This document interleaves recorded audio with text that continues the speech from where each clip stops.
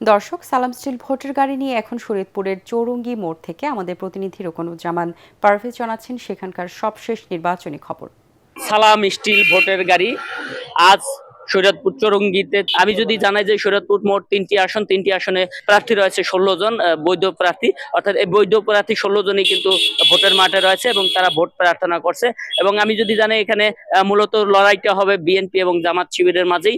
এবং এখানে রয়েছে ইসলামী আন্দোলন, তারাও তৃতীয় স্থানে থাকবে এরকমটাই সাধারণ মানুষের ধারণা। এবং আমি যদি জানাই যে শরীয়তপুরের যে 3টি আসন রয়েছে, অর্থাৎ শরীয়তপুরে আমি যেই আসনটি রয়েছে এখানে রয়েছে সাইদ আসলাম, যিনি বিএনপি সমর্থিত প্রার্থী। ভূমিকম্প সহনীয় মোস্ট ডিউরেবল দেশের প্রথম থার্মেক্স রড সালাম স্টিল। সালাম স্টিল বোঝে ডিউরেবিলিটি। সালাম স্টিল মোস্ট ডিউরেবল স্টিল। এবং জামাত ইসলামীর যিনি রয়েছেন তিনি রয়েছেন মোশাররফ হোসেন, তিনিও কিন্তু ভোটের মাঠে রয়েছেন এবং তারা ভোটারদের দ্বারে দ্বারে যাচ্ছেন এবং ভোট প্রার্থনা করে তাদের জানান দিচ্ছে যে তারা নির্বাচনে অংশগ্রহণ করছে এবং তাদেরকে ভোট দেওয়ার আহ্বান জানিয়েছেন।